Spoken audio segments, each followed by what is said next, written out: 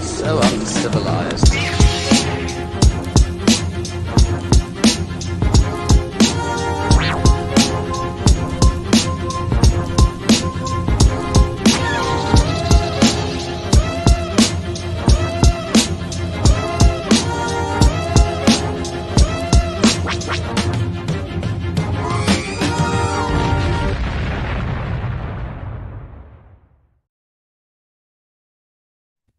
Hey, good evening, everyone, and welcome to another Thursday night Uncivilized Scoundrels, and we're back here for the beginning of the month.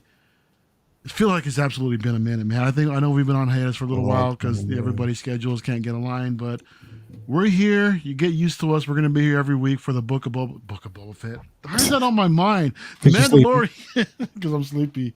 The Mandalorian Season 3. We're going to discuss Episode 1, guys, and keep in mind, we're discussing spoilers tonight, so if anyone hasn't seen it, or anyone doesn't mind spoilers, feel free to stick around. Otherwise, I'll put out another warning before we actually start talking about it. But first and foremost, let me introduce this lovely panel. We haven't seen everybody in a while. First, let me start off with CC. CC, how you doing tonight? Good to see you again. Good. Happy to be here. Yeah. Yeah, and talking new stuff. And talking new stuff. You just got out of, if you don't mind, Cocaine Bear. We were talking about it backstage, man, but go ahead and give your thoughts again real quick about it. I liked like a crazy ass movie. Yeah, it was funny. They also showed like a bunch of Red Band trailers for other movies that look equally ridiculous and funny. Nice. Yeah, I saw it with two coworkers, and we all really liked it. So yeah, I think it's fun enough. It's worth seeing in theaters if you can. We're seeing in theaters. I'll take your word for it. I think maybe I'll try it. I want to try it because it looks crazy. Ray Liotta's last movie. So oh, that's right. I totally forgot he was in it. See it and pour a little bit out for Ray. Yeah, no doubt. Well, it's great to see you again, CC. Glad you're here. Thanks. Next up, we got Rrr Mmmm from Positive Fandom. What's up, girl? She's coming. Look at her coming in here with Grogu, with a 1-to-1 Grogu and a little Babu freak. Look at that. That's so adorable. How you doing, girl? I'm doing great. It's always a great night when I'm here with you all talking about Star Wars. And you brought some extra friends, which we're loving seeing this, man. That's so cool. So glad to see you all again, man. It's great. Last but not least, we got the man, the myth, the legend himself. 160 man, y'all know him. Lel Rock was in the house. Lel, what's up, with you, man? How you doing? I'm pretty good, man. I mean, haven't seen you in like literally a minute. I know. It's like literally a minute, but nah, man, I'm pretty good. So glad to be here. So glad to talk Star Wars again. Love this episode a lot. Yeah. I mean, it just feels good to be back. To have Star Wars back again, and to have the Mandalorian back. Media, yeah. It is, bro. And it's like this. It's the new nostalgia. So definitely, so glad to have it back. Her friends, they're you guys are having a conversation over there. I see you guys. What's going on? What's he telling you? I have to keep telling Grogu not to reach for Babu Frick. It's so tempting just to reach out and just hug him, isn't it? Yeah, he just is infatuated with Babu, but Babu does not find it amusing. So, I have to explain to Grogu. Grogu's still learning. He's still in that age of fascination. So, I'm here for it and absolutely love it. Thank you for bringing that here. Let me check in with the chat. Let's see who's actually here, man. Peyton 23 is in the house. The N1 is not coming, my friend. Bringing that over to my chat. What's wrong with you guys? Big dog pals in the house. What's up, brother? I'm going to get it. I'm going to get it. No, not going to get it. No. What's up, Reds? Yeah, man. A Conqueror is what I meant. Yeah, what's up, man? What's going on, my brother? Who else do we have in here? Tooley's in the house. What's going on, man? Yo, Miguel, my dude. Toy Quest 101, man. A busy guy. Yeah, 2 in a row, dude. And then I think, I'll drop a cameo on your stream tomorrow night. Guys, go check out Miguel tomorrow night. Toy Quest 101. He's got a good stream coming up tomorrow with Regal Robot, along with a bunch of other Star Wars like-minded folks. So it's gonna be a good panel tomorrow night. It was definitely a good show the other day, and nice meeting him, bro. He just took me back. Yeah, that was fun. It was talking to him was just like nostalgia smacked in my face all over again. It was like the best conversation we've had in a long time, bro. Dude, I love that. I saw both y'all just like light up. Like Yeah, the bro. It was just soulmate like connection just hit, dude. Instant. It was like an instant connection, bro. Like just like, knowledge on these things, and it's like sharing that knowledge back and forth of like history of video games and stuff like that. Such a good dude, bro. Oh yeah, man. Oh yeah. Tuli's in the house. What's going on, my man? Eric Hankey's in the house. The N1 is coming, but it better be under $1,000. It's not coming. So you don't got to worry about spending your money. Joao, big brother, saying that the show should have started already. We're here, dude. I mean, we're not LWO late. I mean, give me that. I'm only got a couple minutes late. All right. So Benjamin Ingree's in the house. What's up, man? Sweet Angel himself. Happy Mando season 3 episode 1 Thursday, y'all. Yeah. Good to be here, man. Thank you for coming through. Primetime Reviews in the house.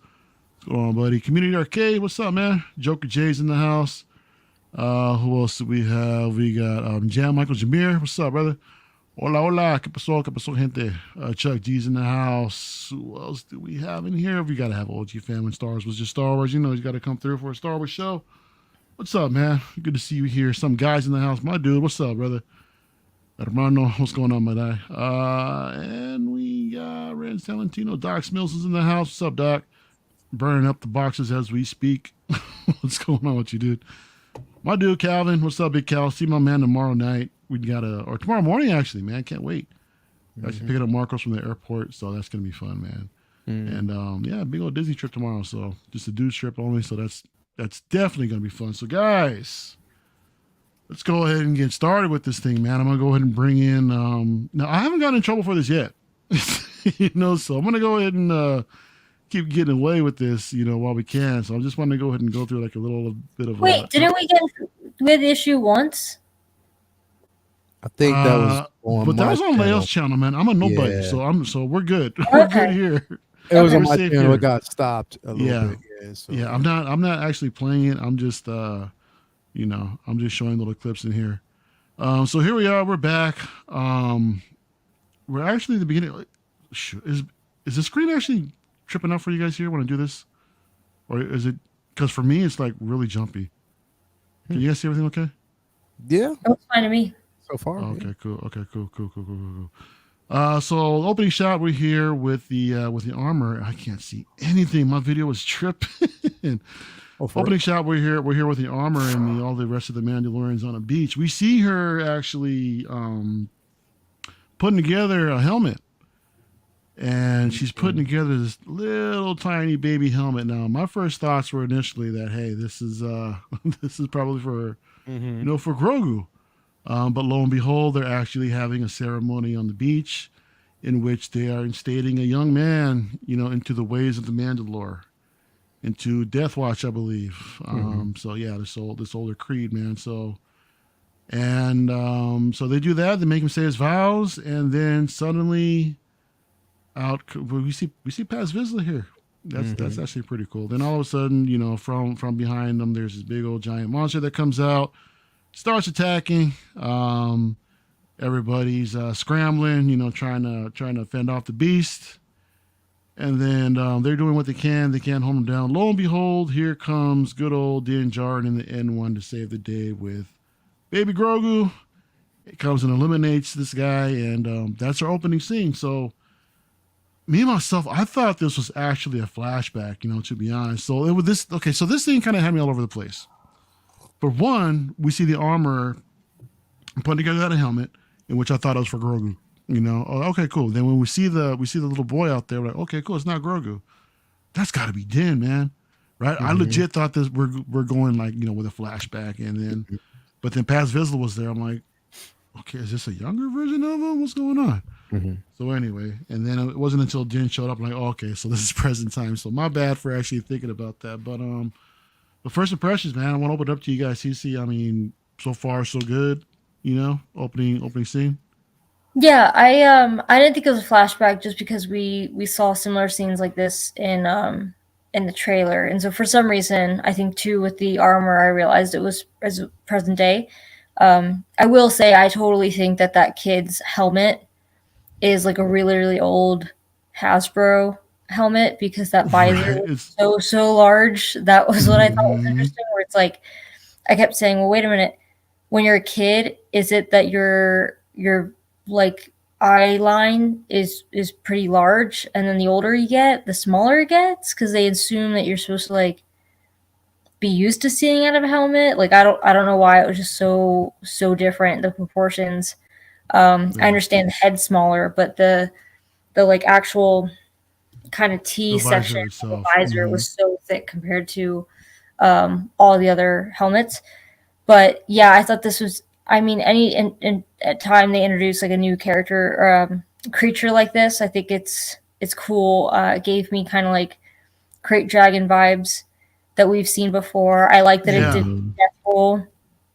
And it really, I think, showed that no matter where they try to go to kind of reform their clan, they have shenanigans like this that happen. So yeah, I thought this was a good opening scene. Cool. Yeah, same here, man. Rita, what are your thoughts about the opening scene? Well, I do like the opening scene, and I think that it was fun to see.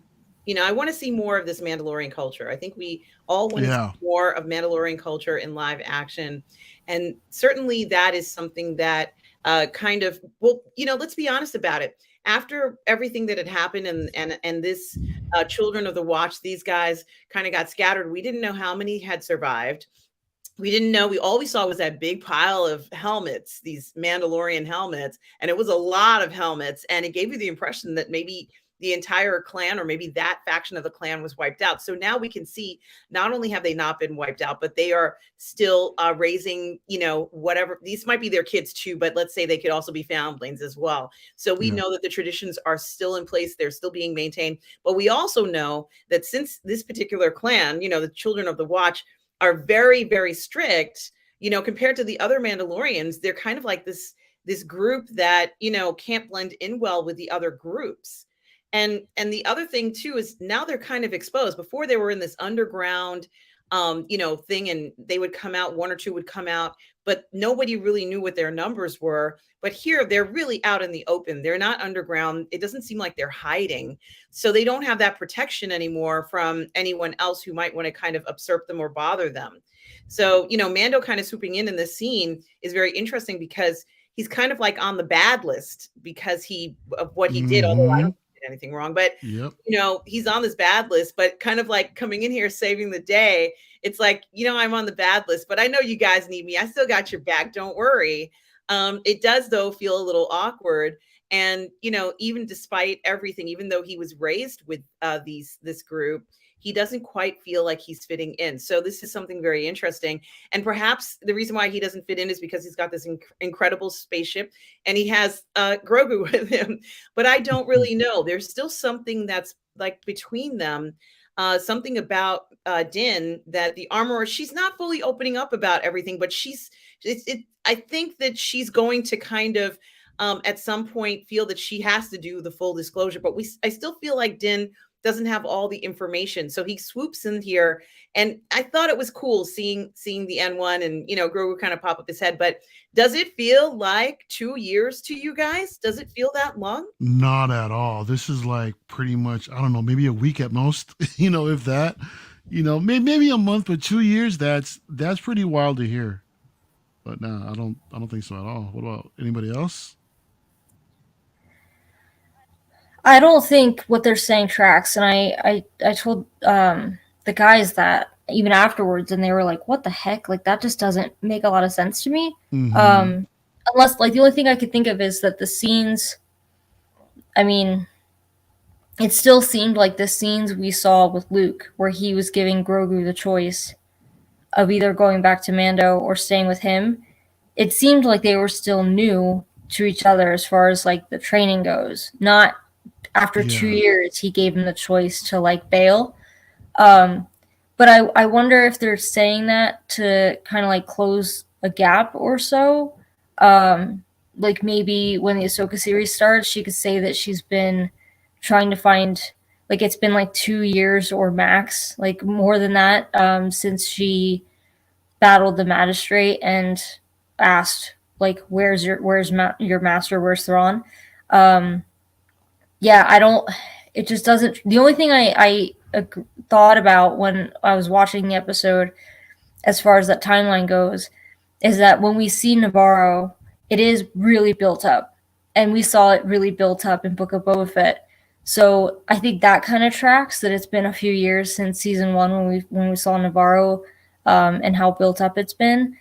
But other than that, also doesn't explain how Boba Fett, like 2 years had gone by at least since the end of season 2 of The Mandalorian, when he killed Bib Fortuna and took over the throne. He did nothing for 2 years until we see him in Book of Boba Fett. Like that also doesn't make sense, but we'll see.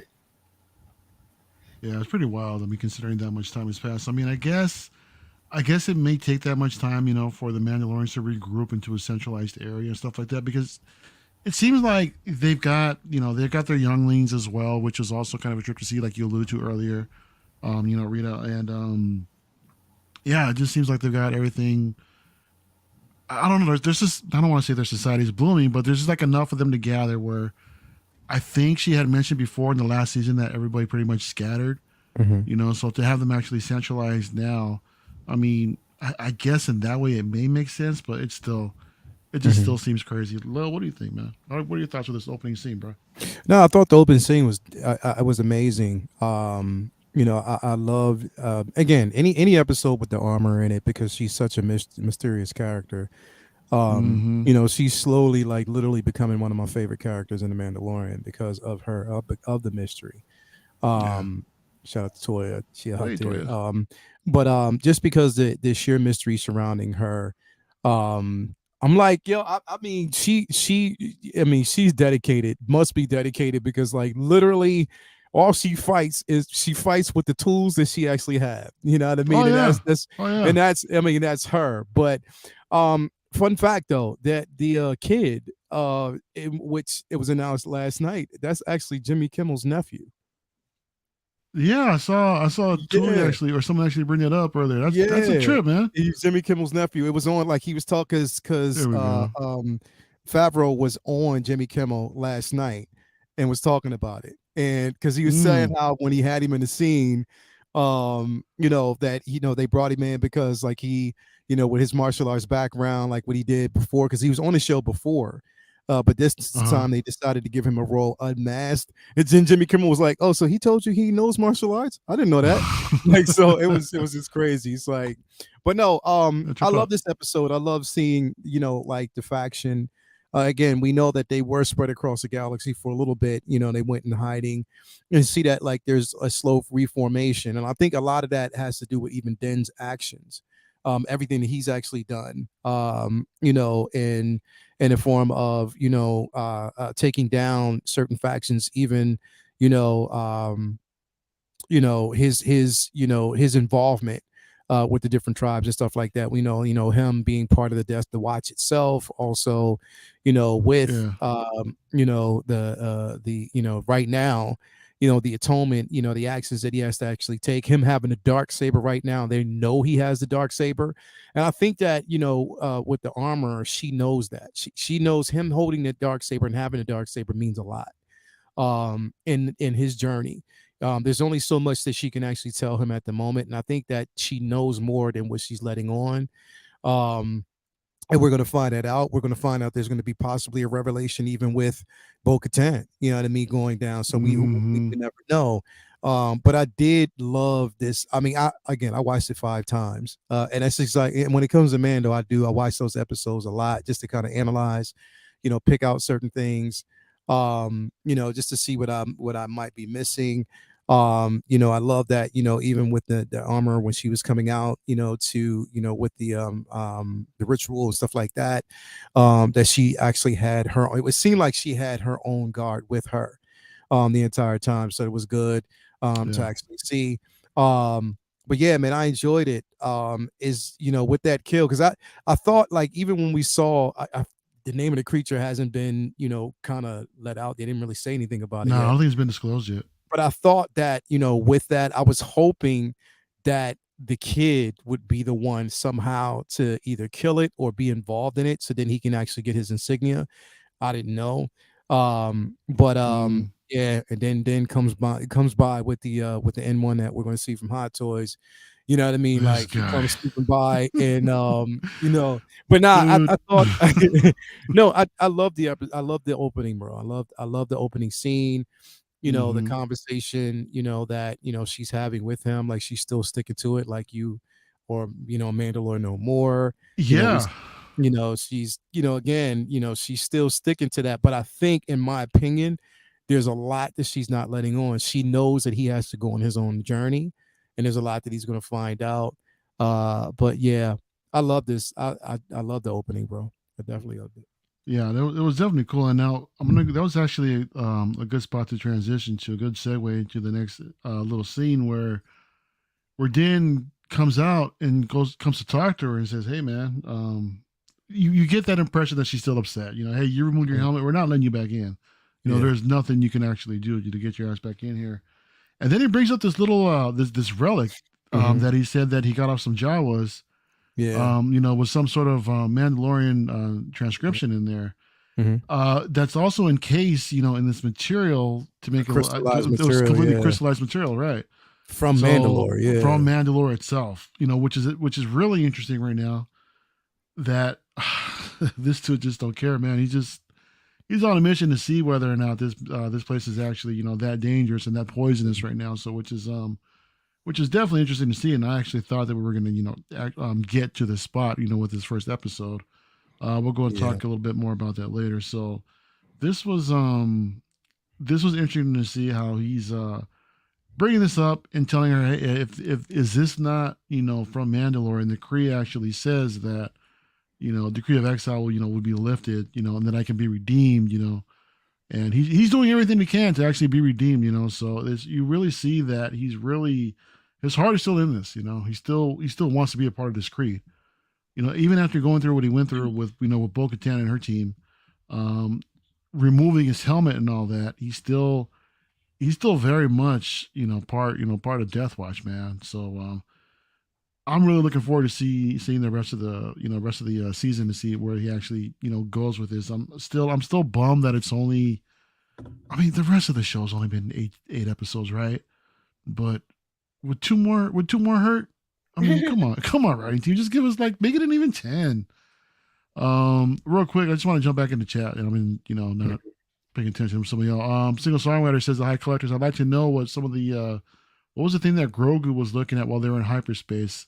Pergil. He was afraid of. Yeah, we're gonna get there. We're gonna get there. we're gonna go ahead and get there. No, because he knows everything. Yeah, right. Who else came in here? Six Scales in here. What's up, man? Let me go through this chat real quick. There's just so much going on. I'm sorry, you guys. So behind in the chat. Yeah, they're gonna save something for the Luke show. Toy Quest says that. Love the first episode. Yeah, man. Yeah, I think most of us on the panel here actually loved it. So yeah, moving on. He's on his quest right after that.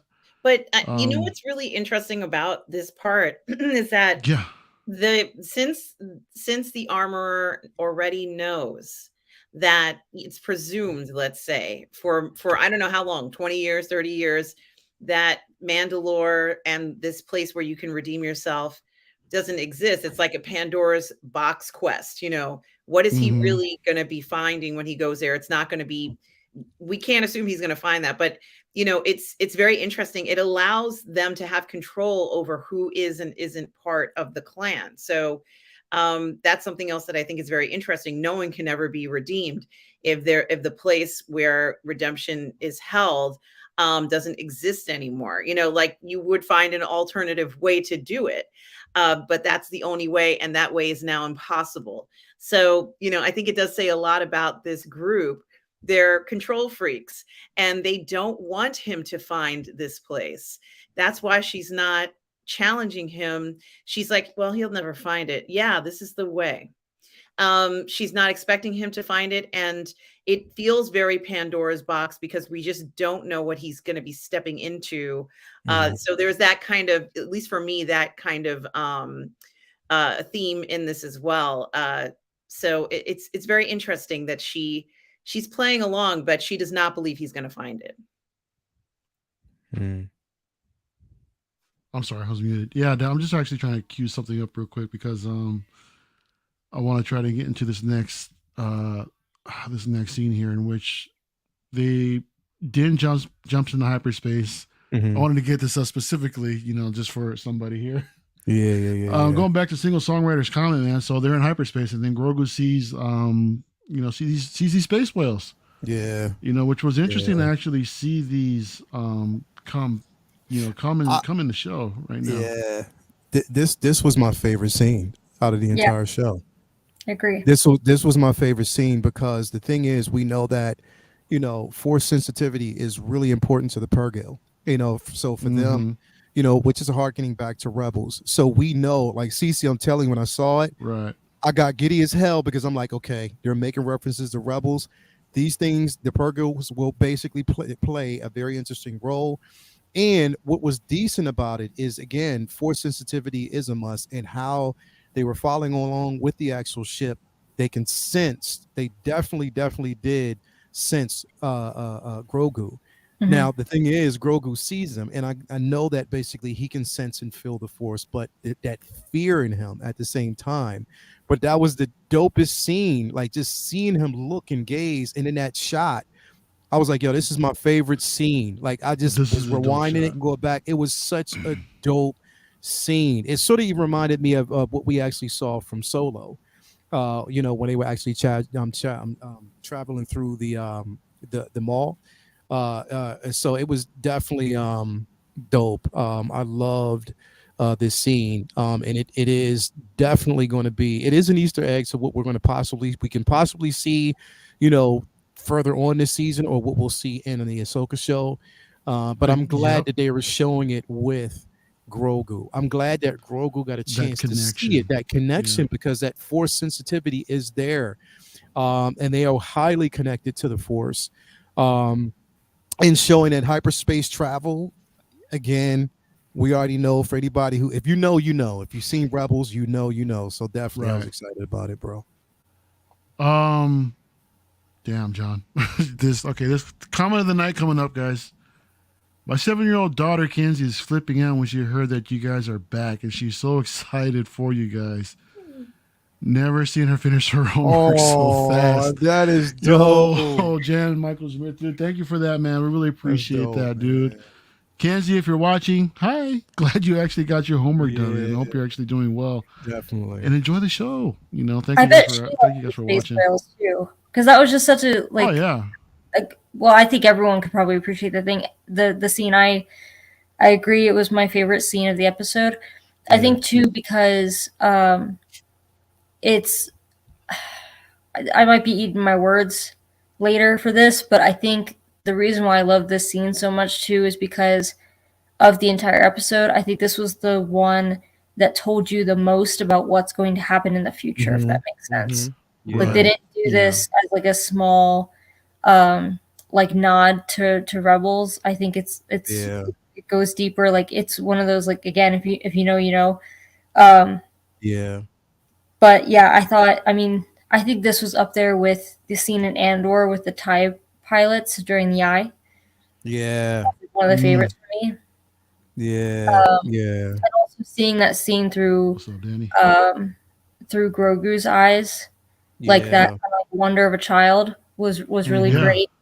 And seeing Mando continue to mentor Grogu and telling him like how the ship works, and I think that was right before this, but I thought this was excellent. Yeah, definitely. It was kind of funny to see like Mando. It just looked like Din was asleep at the wheel and just letting Lightspeed take his course. He had ow. Yeah. I mean, dude, I wouldn't be falling asleep in hyperspace like that behind, in a one-man ship. No way.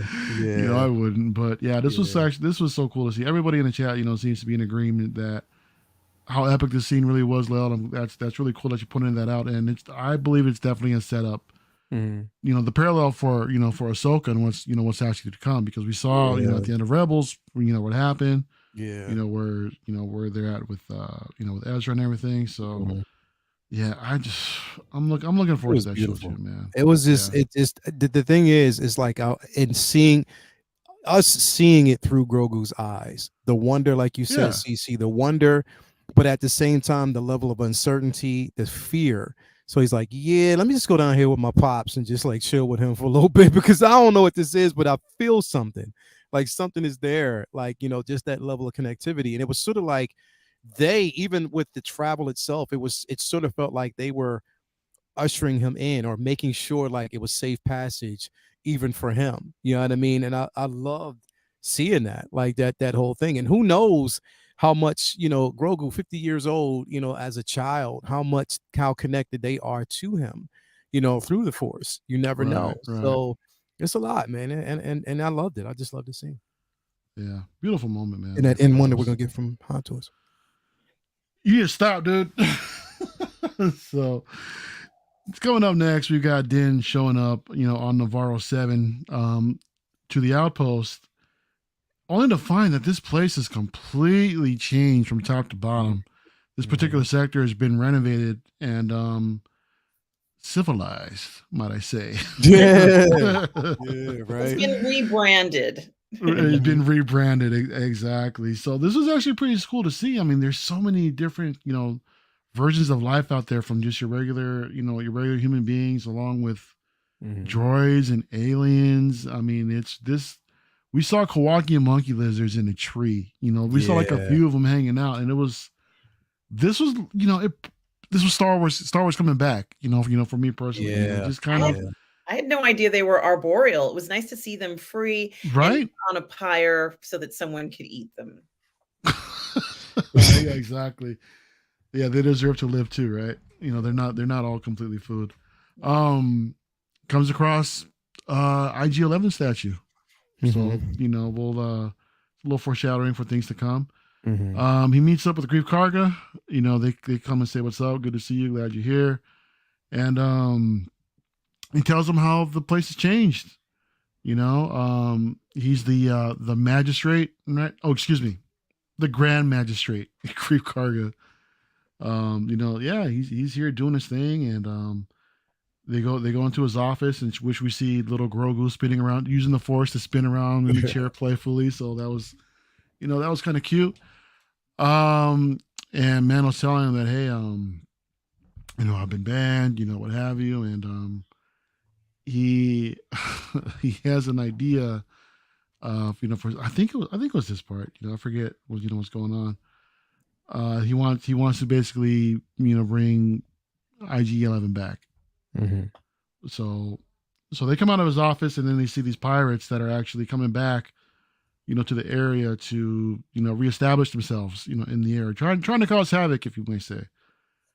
And yeah, they're causing a ruckus. Grief comes down, puts a stop to it, and it was a trip to see that. So these pirates are actually testing him. He said, and the pirates are telling him, hey, it was this establishment where you actually told us, you know, where you gave us jobs, you know, to go out and, you know, on bounty hunt, paying us to do, you know, pirate things and this and that, bounty hunter things. Say, well, this place is different. This establishment is actually a school now. This has got to stop. He's over here insisting you need to buy me a drink. But then at the same time, you know, testing how hard he still really is, you know, Grief Karga. So they have their little, you know, standoff there, you know, which was pretty cool to see. He tells these guys, hey, you know, you guys got to go tell your guys that you guys aren't welcome here no more. They're not accepting of it. Din shoots them all down, leaves one of them left, and yeah, the guy takes off. So again, you know what I wanted to see in that scene, bro? I was waiting to see. I mean, I'm glad, you know, Grief, you know, he got his thing off, you know what I mean? He did his thing. He showed you that he's still tough. But what I wanted to see is that when he was going to grab for his gun, I just wanted to see Mando just take them all out real quick and just put his gun back in his holster, just like spin it and put it back in his holster real quick and just slide back on the tree like it was nothing. I wanted to see that so bad, bro. That would have been so dope, bro. Yeah, that's statement right there, right? Yeah. That's pretty cool. And yeah, man. So this was like I said, this was interesting to see. He comes back and tells him, you know, again, you know, give me IG's parts. You know, let's put them back together. And here we see him on the operating table. he then tries to put him back together like legit, because he wants to. He says that he needs him so that he can use him, as a scout for going back to Mandalore. Mm-hmm. Problem is, they actually get they salvage some of his parts, they reprogram him, and lo and behold, this thing turns into a T-800 Terminator. He goes back to his old programming. He sees Grogu and says the asset must be destroyed. And yeah, he's on the floor, just straight up trying to kill him. Mm-hmm. And it was scary. I was scared. That was a little tense, wasn't it? Yeah. And then the best part of the scene right here, everyone's favorite line, the droid comes in, drops the bust, and stops IG-11, from doing his thing. And then the greatest line ever. Now that's using your head. Come on, CC. Come on, CC. Don't tell me you didn't love that. I hate it. Let's hear it. Let's hear it. I will say the IG-11 crawling on the floor reminded me. I got like Sam Raimi vibes, where it's like, who directed this? Because it felt like something out of a horror movie. Like even the music and stuff. Kind of agitated movements. Like it almost reminded me of like the zombies in Multiverse of Madness. Like that's what I got. Like that brief scene, I kind of got those vibes for it. But yeah, that line though, I was like, oh, why you gotta be so obvious? Plus, like we just came off of Andor, so I'm like, okay. Like I wish the writing was a little better sometimes, but I'm sure someone chuckled at that line. I was not. Beautiful speeches that we had in Andor. Right? Those monologues. The people up. Exactly. And then we get stuff like that. Using your head. Yeah. Real quick, shout out Kiki's Finger Band. Thanks, man. Keeping me on my game. I totally forgot about this part. I don't know why, but we actually get. That was a point you miss it. Yeah. Yeah. Cara Dune explanation. Cara Dune, exactly. So there's that. So we're not which means that there's an open door for us to see her again, or an iteration of her. Maybe so? not the same actress, but I think so, bro. Door, I think we will. And you know what? And the thing is, they might be playing coy, bro. We might end up seeing her again. Literally, we could. I hope so, man. Because I don't want to let the consequences of the actress, just like axe the character completely. Yep. Because it was a great character, man. I thought she was great, and she doesn't need to Amazing, be. Bro. The character doesn't need to be written out like that. But yeah, I heard you sounded pretty terrified. Going back and revisiting this. What were your thoughts on this particular scene? Yeah, I thought he was going to try and kill them, which obviously that's what it was doing. I was not expected it. I didn't expect it to look so strong and animated in that way. I mean, I could understand it turning on, but for it to move around like that, I wasn't expecting to see that. I was more expecting it to just kind of do lights or talk or something, but for it to crawl on the floor like that, that really freaked me out. Yeah, that was quick. That was definitely quick. But again, he defaulted back to his original program, so it's but the scene, but we know we're going to see IG again, so that's the thing. Oh yeah, that's a given. That's definitely a given. So I bet you people who didn't get IG the first time were like, "Oh man, I need an IG." That thing is still in stock, though. The restraining bolt too, right? On IG. What'd you say? A restraining bolt. Couldn't they have used that on him? I mean, they could have. Theoretically they can, but they probably didn't anticipate him defaulting back when they brought him back. So again, I don't know. Yeah, and Doc kind of has a bit of a point here where it says maybe maybe they want Cara Dune off screen for a while they recast, and the people have forgotten what she looks like. Vice versa, the Game of Thrones actors. Could be possible. When I have this up real quick, I just want to screenshot this for CC real quick because with the subtitles and everything, that's the best right there. Come on, CC. You love it. Yeah, crazy scene, man. Really crazy. I want to see CC in the Mandalorian with the Mandalorian helmet on as part of a tribe, and like she's the only one that has like a separate conversation from everybody else. Like she breaks the fourth wall. Love to see that, though. like I would be in the corner of that office, being like, "Did you hear that?" Shameful. Shameful. Like if he just said, did you hear CC in the background? Like, come on, dude. Did you really have to say? So, like, hey, John A., we got to talk about that line because. Right? Yeah. So yeah, the next scene, It's you know, great. they're talking about, hey, how can we actually get him back to his old programming? And we see a bunch of little Babu Frick people here, actually doing their thing, repairing other droids. And this was actually, I thought it was cute. I like this little conversation here going back and forth. This was a cool scene to see this.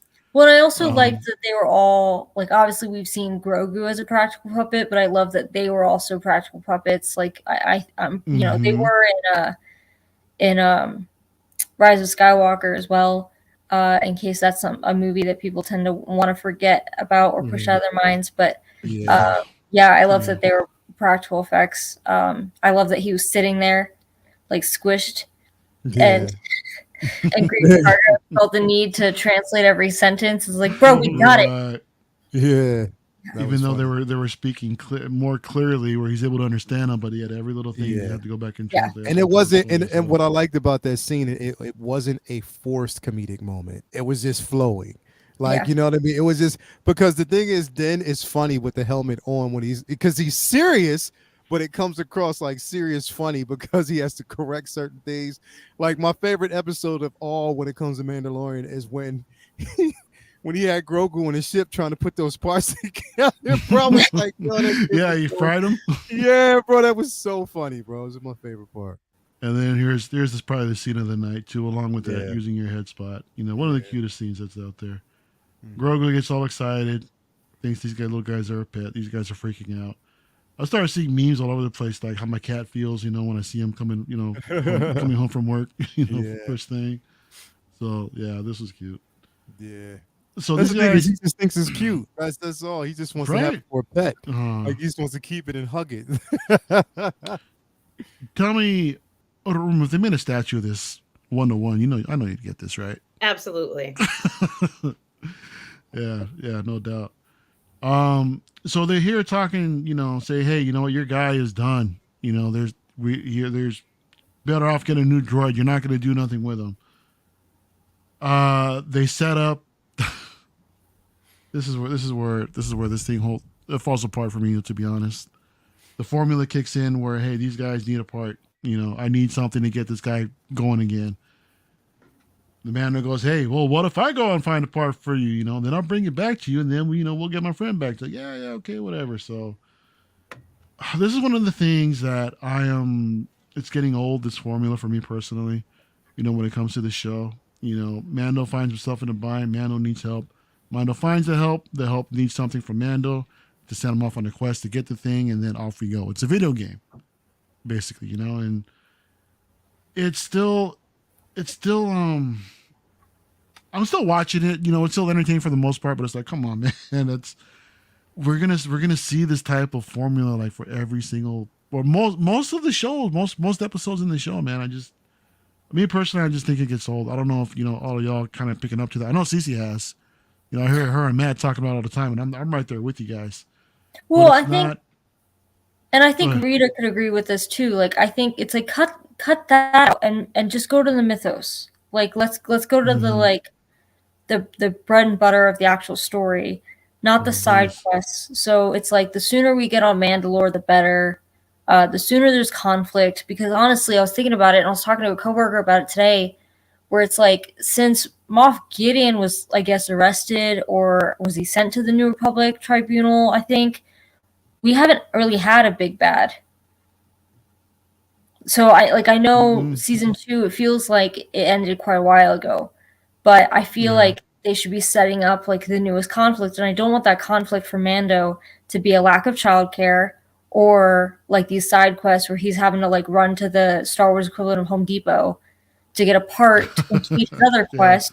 So it's like, first he's got to get this part so that he can have IG-11, and then take IG-11 to Mandalore. Do you think he's going to do that? No, something's going to happen between IG-11 getting repaired and Mandalore. I almost guarantee it, because they have to string it out. But it's like, we only have, when episodes are 30 minutes long, and you only have 10 of them, 8 or 10 of them. Like, just cut to like, I just want to, to get back to the nitty gritty and it not be a side mission and feel like a video game where you have to collect things in order to progress somewhere. So yeah, I think that's frustrating. Yeah, I agree, CC. I think that we're well beyond this, the charm and the adventures and misadventures of, Grogu and the Mandalorian. I think that we can go past that. And if they want to have a show like that, they could do an animated series and have an animated series that has sort of those fun adventures. And it was called Clone Wars. Yes. Well, yes, exactly. But I even think the Clone Wars did it better than what we're seeing here. So, there is that. I think the other thing too is that it also feels like another impossible mission.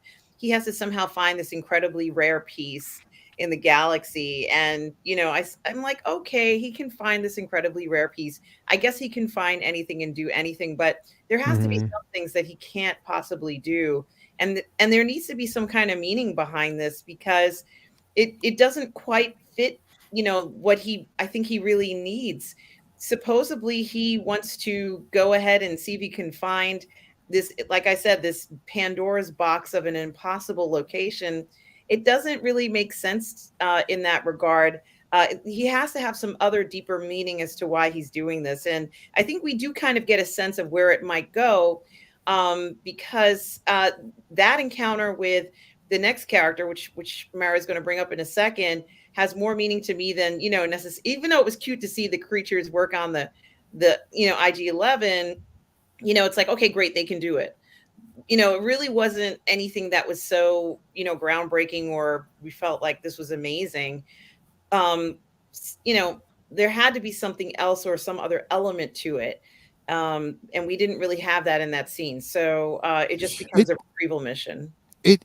And it seems like, so basically when you do stuff like that, then what you're doing is you're catering to the narrative, but at the same time, then we discover what's predictable. Because now when they're saying, okay, yes, we need a part. Oh, well, I can find you a part. Well, we know basically he's going to go back to Tatooine. He's going to basically meet up with such and such to see if he can find it. Maybe the Jawas may have a piece, whatever.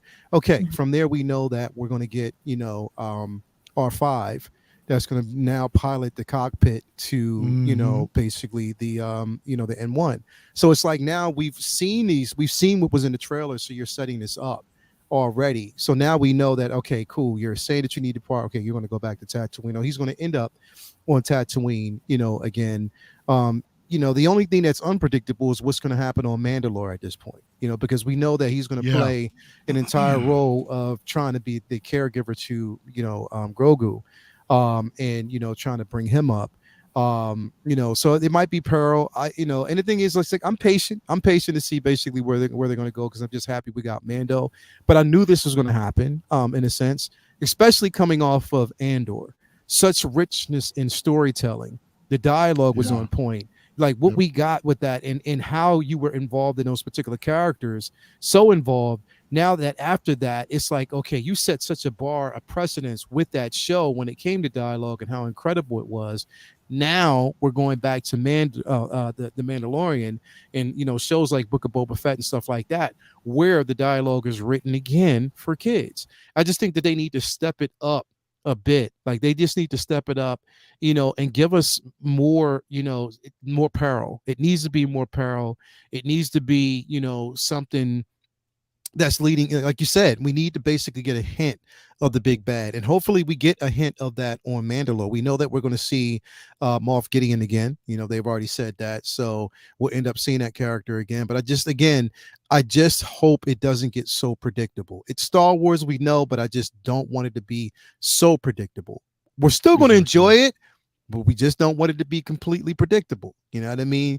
Just catch us off guard. You're going to have to, they set that bar with episode, like the last episode of season 2. They also set that bar with Ahsoka's episode. You know what I mean? Again, I just want to see, something different. So, dude, you just completely freaking laid out the rest of the season, man. As far as some of the structure that's going to happen, I'm pretty sure whatever you said is going to, come to fruition. You know, a single songwriter says it's Star Wars and anything and everything can happen, you know, in that timeline. You know, shout out to Boba Fettuccini's in the house. What's going on, man? Justin McFly says that I just finished watching again and I need at least another 15 minutes of it. I agree. I definitely agree with that. I was a little bit bummed, you know, with the runtime of the episode, but from what I'm hearing, the next episode is supposed to be a little bit longer. It's longer, yeah. Yeah, I heard like 50 minutes, 45 or 50 minutes or something like that, and it's supposed to be more epic. Yeah, you know, so we'll actually see what happens. Yeah, I'm excited to see it. I mean, I'm hoping, and that's the thing, bro. Like they gotta get. I just feel as though they need to get away from these whole half-hour segments, man. Like, I mean, like, especially when you have a show that you know people are gonna watch. You've you've brought us in with Grogu. Everybody's attached to that character. Everybody loves Din. Everybody loves just the story of the Mandalorian. So you can afford to put more in the budget to make these episodes long instead of it's not like a cartoon, bro. It's not, you know, come on, just make it a bit longer. Like, give us, you know, I mean, I think people would watch it. If like literally, if you gave us longer episodes, right? Like hour-long or so episodes, and even shorten the season, at least knowing that we have that hour-long episode would be dope. You know what I mean? So, in my opinion, yeah, I think it really makes a statement coming out, you know, with a longer episode and just setting the tone, you know, for the entire series. The second season, that was like what, about an hour, you know, the first episode, and I was bummed to hear about these rumors saying, hey, this is only going to be like a half hour tops, and lo and behold, that's what happened. So, yeah. But let me go ahead and, you know, let's get through this episode. So then Din is out in space. These pirates come back to greet him, and let me just say that I'm really enjoying the practical effects when it comes to these pirates. Yeah. We got this, you know, Swamp Thing looking dude sitting in space. Pirates of the Caribbean looking thing. Right? Straight up, dude. And he's you know, full on makeup, man, along with the a puppeteered mouth, you know, which is awesome. Just walking like, I love this, man. I love the practicality of these pirates. I thought they looked amazing, man. Yeah. You know, so it felt like being, honestly, bro, it felt like being in Disneyland all over again. In a good way. In a good way. Like being on Rise of the Resistance. Like just feeling like like it just, but it was in such a good way. Like it just, and that's what felt good about this scene, bro. Yeah, you know, I mean, again, the practicality of it, you know, is great. So now we end up here on another system it's not Mandalore, but it's, I guess, another system outside of Mandalore. I forget the name of the planet. If anybody happens to know it, you know, go ahead and free to say it. So Din lands, you know, on the platform. He's greeted by this droid who takes him to go see none other than Bo-Katan. She's all by herself, just chilling, waiting for who knows how long she's actually been here by herself, but she's looking like a straight up G, but with no army. Yeah. You know, so that's a bit of a something there. She looks, you know, I don't know whether it's true, but she looks kind of broken and sad.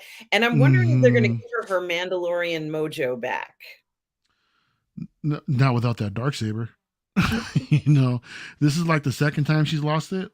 You know, so weren't you surprised that there was nobody there who kind of like was with her or has her back? Like, it's kind of sad. Yeah, a little bit, but that's the way of the Mandalorian. She didn't have the Darksaber, plain and simple. It's you know, I forgot to mention that they're in a castle, a Mandalorian castle. This is the first time I actually seen the Kree's homeworld. Thanks for that, Charlie. Yeah. I love that throne, bro. That throne, that looks badass right there, bro. That'd be sick. If I can picture like sitting on that throne with her hair billowing. Thank you very much. With the fan on billowing, I'm there. With the wind in the back. All right. Yeah, this would be dope to actually, you know, get this throne piece, man. I'm not gonna lie. Somebody has to mod it. Somebody has to mod and make this, bro. Like somebody has to make this diorama. Anybody who can make that diorama, and I know they're watching. I know that they already probably saw it. They're gonna do it. Count me in. Count me in. Count me in. That's dope. Joker, this is a good point. She's looking good in the armor, but you know, it's such an odd scene. Why is she all armored up in her home world? You know, she's basically abandoned. You know, so that's actually, you know, that's a good catch there. She's If broken. really, Like if she's they just really broken. believed in her, they would have stuck by her even if she didn't have the dark saber. Yeah. So. Oh yeah, She's but broken. And they that's just good probably people. yeah, and also they probably gave up on her because and it seems like, you know, her focus is on the wrong thing. Her focus again is on that dark saber. You know what I mean? She wants that, but she wants to, you know, again, like your purpose was to take back Mandalore. You had everybody hype about it, and then now you're just like you gave up because of the simple fact that you don't have, you know, your clan is fractured, and they probably just watch you, you know, kind of broken a bit, and we're like, you know what, screw this, let's go out and, you know, do whatever. So Is the I don't design? know. I'm sorry, CC. Is the design on the front of the chair the design on the dark saber? I don't think so. I couldn't see it. Okay. So I can get back. I don't know if that would make sense because it wasn't her clan who built the dark saber in the first place. No, it's different. But there is art on the side. There's like a relief sculpture, and it looks. It's not. It would have been cool. Well, I guess it would have been like not a plot hole, but I really liked the art from the Clone Wars. It was inspired by Picasso. They just basically made it Star Wars, where it was the first ruler of Mandalore, who was something Vizsla. Is it Trey Vizsla? I think so. I know it was a Vizsla. Yeah, it's definitely a Vizsla. I'm just forgetting. Like the brother's name was really, really weird, but I think it was like Trey. Let's go with Trey. We'll go with Trey. Yeah, Trey Vizsla. But until someone else in the chat can correct us. And I will say regarding the armor thing, I don't think we've ever seen a Mandalorian character not in armor.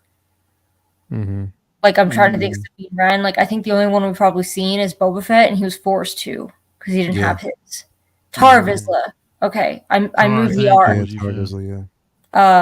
Thank you. But yeah, I think it makes more sense to see her in the armor than it would have been if she was just like chilling without it.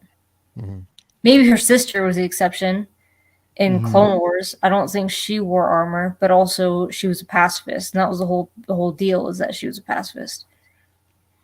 And she's just sitting in the throne room by herself, just sitting there. I'm like, you know what I mean?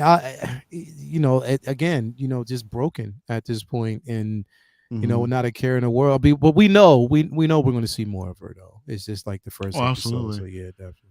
Yeah, I mean, in this scene, you know, Din is asking about, I guess, her army or whatever like that, and she asks him, "Hey, you have the darksaber?" And he says, "Yes, I do." And then she basically tells him, "Hey, you go lead them, you know, into you know whatever it is, you know that you need to do to retake Mandalore, you know." And I don't. He says that he wants to go and, you know, find these waters, you know, and make sure that everything's not poisoned up. And she's trying to tell him, you know, not to go, but feel free and be my guest. And then that basically just ends the scene, and then, you know, and then just flash the credits. I'm glad they fixed her. I'm glad her hair is longer, though. It looks more natural. It looks better.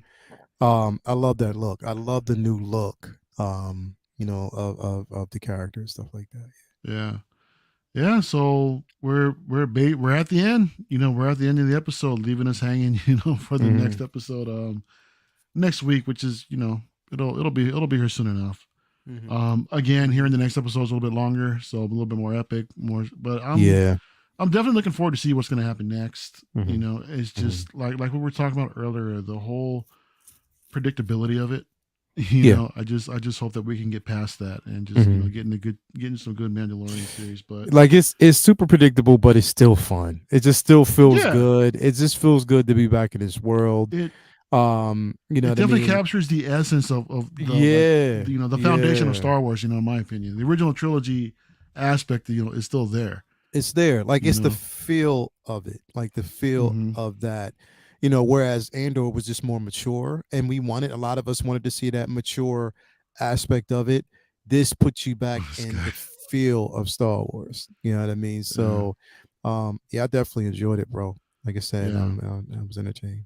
Yeah. Overall impressions for me too. I mean, I did enjoy it. like I mentioned before, the whole predictability of it is getting old. But whatever. I'm looking. I'll get past that.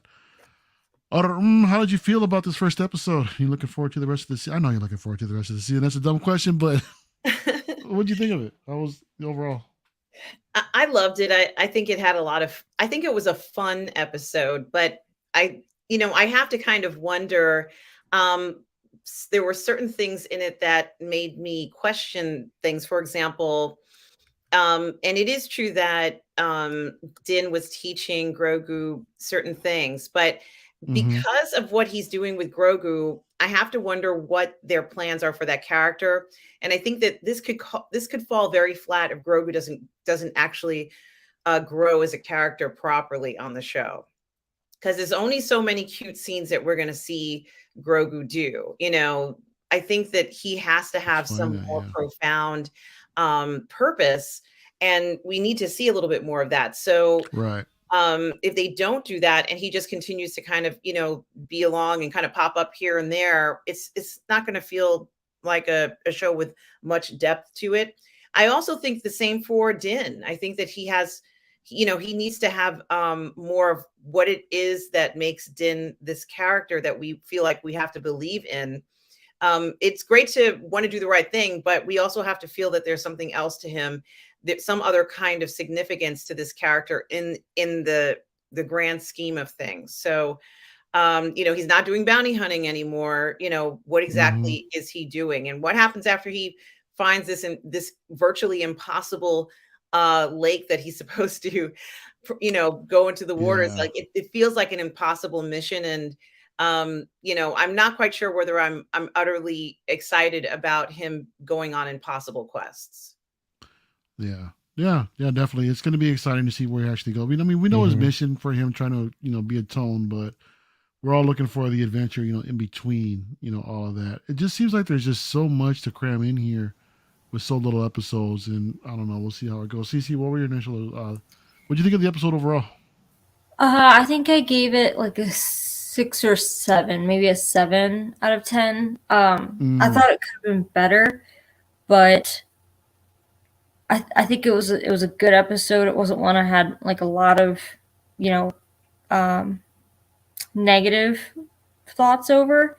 I think it was just kind of like meh. I think if it wasn't for the space whale scene, it would have been a lower rating for me, honestly. But it was also, I think too, it's just nice to have the show back. I think it just reminded me of how much I appreciated the show in the first place. And I think it also Andor set a high bar as far as writing goes. So I think I have to remember that, like, hey, this is like a family show that everyone could be interested in. So not for the fanatics or not for the people who watch something like Andor, regardless of how kind of like slow the episodes might seem at times. I think that, again, I think I'm just being a little impatient as far as they need to get back into more of the mythos. I'd like to see some more action. I like that we did see like a dogfight in space, and we did see a shootout that was very Western in nature, so it kind of went back to its roots. But yeah, I think I'm just eager for them to get the ball rolling with more content in each episodes. And we'll see if that includes a lot of side missions that are going to annoy me. But we'll see. Yeah, I'm optimistic. I think it's, I don't want to say it's a missed opportunity, but I think we probably would have enjoyed it more if they would have shown us the first 2 episodes. But there's always a caveat with that, because then you're losing basically 20%, of the season, or a third of the season in the first showing as well. So I know that's just basically, we're all itching for more. We all want to see it, see more of it. So I'm absolutely looking forward to to the next episode. Well, once again, let's go and overall thoughts and impressions of the first episode, man. I know you loved it, but I did. I enjoyed it, bro. And I like, the thing is, it's like, for me, I love slow crawls, because the thing is, you're not giving too much away. You're just giving us just enough to set up everything else that's coming. Same thing that they did for the first episode of season 2. It was a slow crawl, like those first 2 episodes, but they were highly entertaining, and I love that value, that aspect of it. I love this episode. I love seeing, like, just a whole clan of Mandalorians, up against that creature in the very beginning. I love the way the scene was constructed. It was dope. And I just love to see where it's going. I mean, could it have been a bit longer? Yeah, it definitely could have. But I'm just happy to be back in that world. I'm happy that I can get up in my mornings and watch these episodes. The only thing is, I just wish it was back. I wish it was back to Friday again, bro. I do. I for some reason I do. I just loved it on Fridays because I love getting up in the morning. It set my weekend off. I was like excited about it. Yeah. But it is what it is. My camera's doing this stupid stuff again. But at least you haven't gone back in the Matrix yet, dude. You replaced that cable? Yeah, I fixed the cable. It's this, here we go. But the focus. Yeah, but other than that, man, I enjoyed it, man. I'm looking forward to what's coming next. I can't wait to see, where it's gonna be. And they're not showing us, they didn't show us those two episodes first for a reason. And it's like they just want to hide stuff from us, and I appreciate that. I can't wait. Hopefully this episode gives us something more. I hope to see Casca Reeves back in this again. One of my favorite characters as well. I think we'll see her. Yeah, I hope we do, and I'm just excited to see what's going to happen next. I'm hyped, bro. Can't wait. The other thing I wanted to mention was that Bo-Katan kind of makes a snarky remark to Din and blames the many factions for Mandalorian's demise. Let's say Mandalore's falling. Mm-hmm. But she was also a huge part of that, like a big part of that.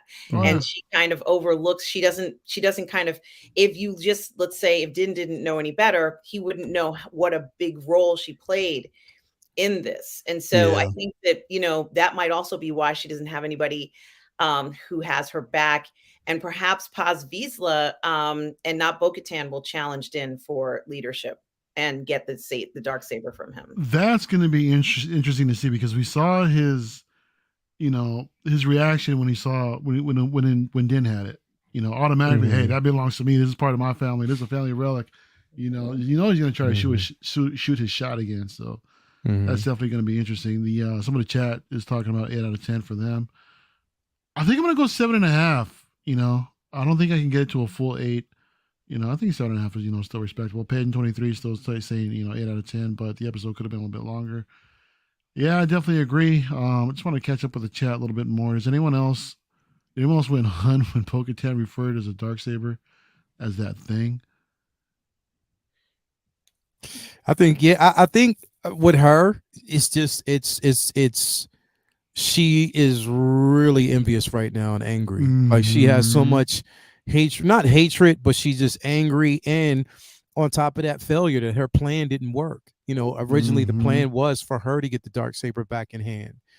She wanted that. You know what I mean? She, and again, I would have thought, even when she, got to the, when they, landed on the ship itself, she asked, where is, Moff Gideon? I would have thought she would have went searching. You know what I mean? And went to find him herself. But, again, we see a lot of confusion, also, remorse. She is upset at the simple fact that she didn't, she lost the saber, and it can't be given to her. She has to win it back. You know what I mean? So, it's trial, but I think that there's more to it. There's a revelation that's going to be discovered between her, Din, and the armorer. There's more to that story, I believe. There is a lot more. So we'll have to see. But I'm excited to see where it's going to go. OG fan says that the Killer Croc battle, the dual gun space battle, and more. I thought this was dynamite. I see what you did there, bro. Good episode, man. Totally reminding us too that there's several seasons that are still being written or written already. Fourth season's already written. Yeah, I could have sworn that they said that this was going to be the last season or something like that. Nah, hey, hinted at it. I bet you the Adex kicked down the door, was like, yeah, nah, bro. And it was like, yeah. So they was like, yeah, season 4 is already done and confirmed. So they got more stories to tell, and I'm all in for it. Let's go. Yeah. I thought I saw that Favreau mentioned that we're not even halfway done with with this thing yet. That there's many more seasons to come, so that's actually going to be fun. Bo reminds you of the story of Percival, where Din and Arthur and Grogu can be Merlin in the Round Table of the Myths. True. Yeah. Let's see, season 4 is going to be the Mandalorian Rise of the CC clan. Oh wow, really? I can't wait for that, man. I hope we get like a teaser, for the end of season 3. It's gonna have her on the front, like the Mandalorian logo. It's gonna have her with a Mandalorian helmet on, like this. But blurred out. Close your eyes. Close your eyes. Blurred out. Well, blurred out. Did I tell you I have an art print of Polly from RS in the tie suit and helmet giving the finger? Oh, really? Yeah. Really, dude? That's amazing. Wow. I love That's it. amazing. Anyway. That's cool, guys. I think I'm gonna go ahead and wrap right here, man. I mean, that's Okay. I pretty much wanted to talk about, just get our thoughts out for the first episode of the new season, man. So we're fun 10 minutes discussion. in. Wow. Yeah, hour and 10. Yeah, keep it nice and short, man. Yeah. I'm hella tired. I got an early morning tomorrow, man. We're getting together, with the fellas doing rope drop. So I gotta get my ass up like at 5 in the morning. Yep. So we got a big day tomorrow. Let me ask you a question. Is your bed like 20 feet long? Like 30. Okay. It's like 30. Yeah. Where you getting that, dude? That N1? That N1 unboxing? Is that where we're going to do it? Yeah. Space. No, man. Nope. It ain't happening. It ain't happening, man. If anybody, Anthony, if you're watching, you can clip this again. N1 isn't happening. Rotating platform, too. Like a rotating platform. I know, dude. This is going to be a long-ass video, dude, when I get clocked for it. But guys, thanks again, for joining. Let me start. Let me see what everybody else got going on their channel. We'll start with CC. What's going on with Rogue One 6 this week? We don't have group therapy on Friday. I don't know what else we have going on until next Friday when we have group therapy. I'm trying to do an art print show per usual. I received, if I can grab them. Out of the 30 you got this week. Mondo.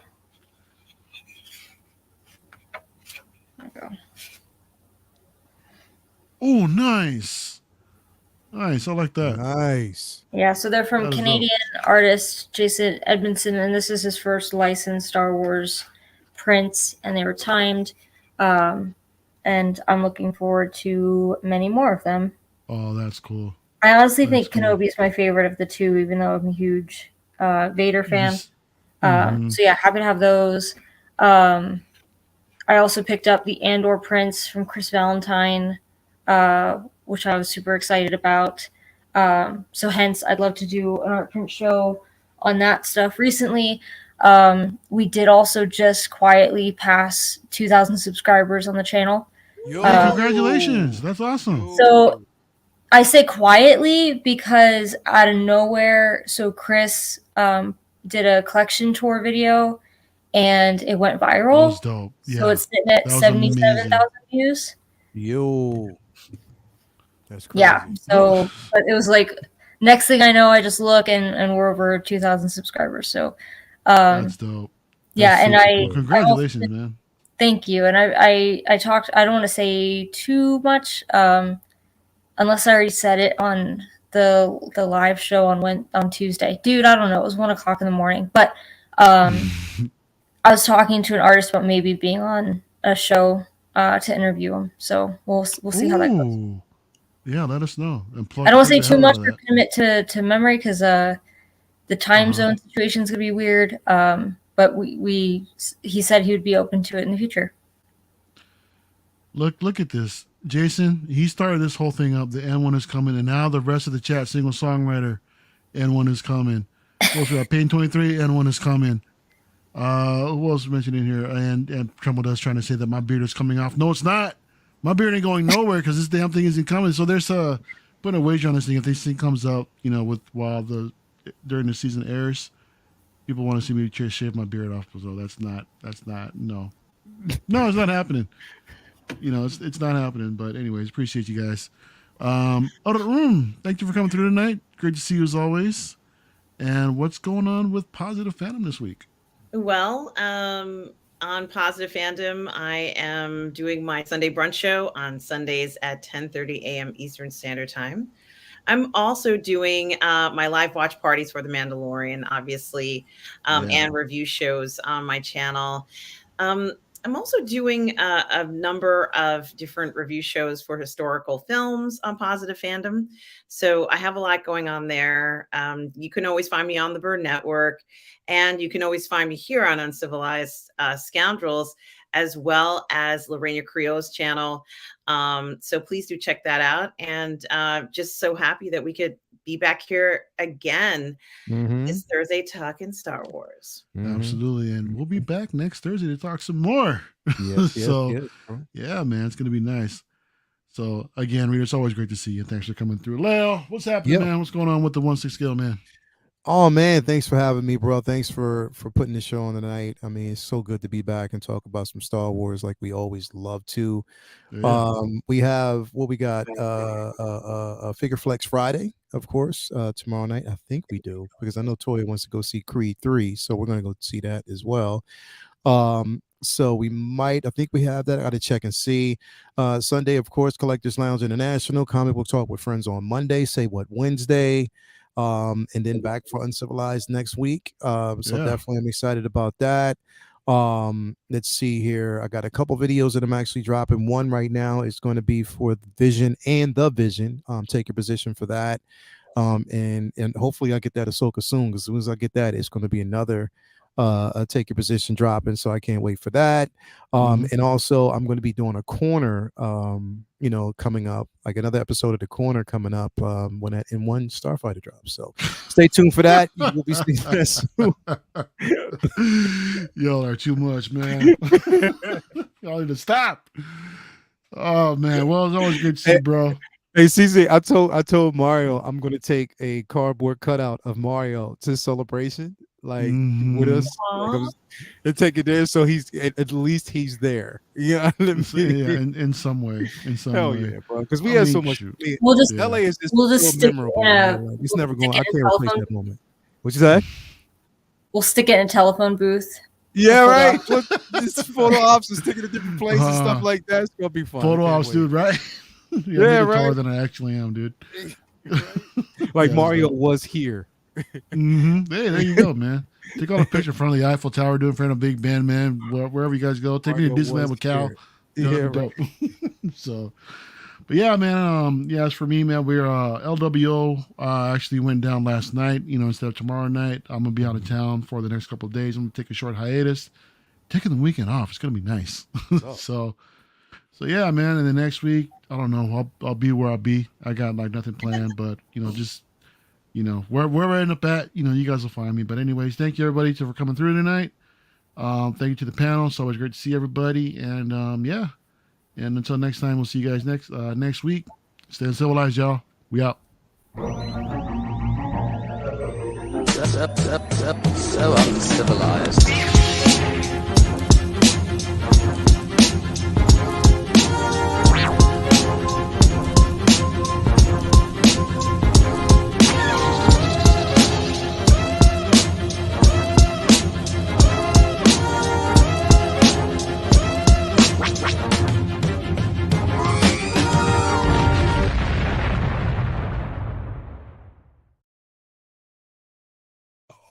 Yeah.